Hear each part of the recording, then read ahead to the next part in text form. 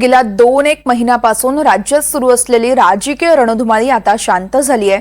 संपूर्ण राज्यात काल संध्याकाळी 6 वाजेपर्यंत 65.11% इतकं मतदान झालंय। 2019च्या तुलनेत जर पाहायला गेलं तर मतदानाच्या टक्केवारीत लक्षणीय वाढ झाली आहे। कोल्हापूर जिल्ह्यात सर्वाधिक अर्थातच 76.25% मतदान तर सर्वात कमी मतदान मुंबई शहरात झालंय। आता या वाढलेल्या मतदानाचा कुणाला फायदा होणार याचं उत्तर मात्र येत्या 23 तारखेलाच मिळेल। 23 नोव्हेंबरला महाराष्ट्रात विधानसभा निवडणुकांचं सुपरफास्ट कव्हरेज तुम्ही एनडीटीव्ही मराठीवर पाहू शकणार आहात।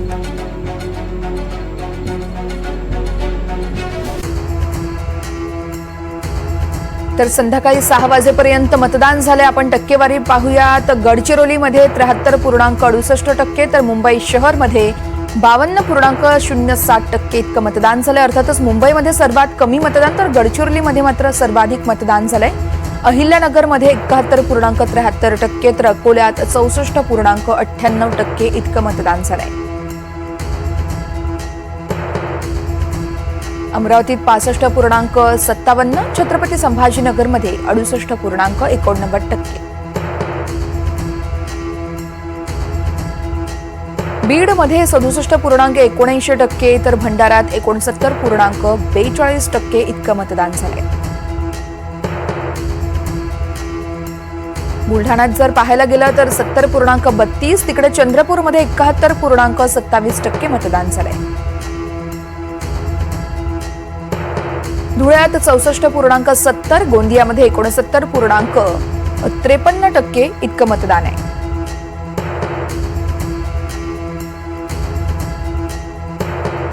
हिंगोलीमध्ये 71.10%, जळगावमध्ये 64.42%। 72.30% मतदान हे जालन्यात झालंय, तर कोल्हापूरमध्ये 76.25% मतदान अर्थातच सर्वाधिक मतदानाचे झाल्याची माहिती ही आता समोर आली आहे। तर सर्वात कमी मतदान मुंबईत झालंय। मुंबई शहरमध्ये मतदानाचा टक्का हा कुठेतरी घटलाय। लातूरमध्ये 66.92%, मुंबई उपनगरात 55.77%। नागपूरमध्ये 60.49%, तर तिकडे नांदेडमध्ये 64.92% मतदान झालंय। नंदुरबारमध्ये 69.15%, नाशिकमध्ये 67.57% मतदान झालंय।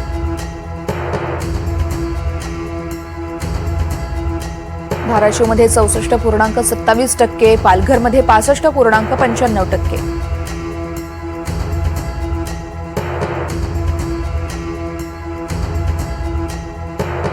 परभणीत 70.38%, पुणेमध्ये जर मतदानाचा टक्का पाहिला तर तो 61.5% इतका सांगितला जातो।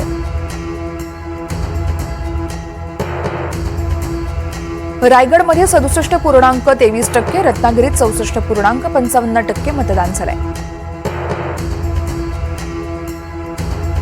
सांगलीमध्ये 71.89%, साताऱ्यामध्ये 71.71% इतकं मतदान झालंय। सिंधुदुर्गात 68.40%, तर सोलापूरमध्ये 67.36% इतकं मतदान आहे। ठाण्यात 56.5%, वर्ध्यामध्ये 68.30% मतदान आहे।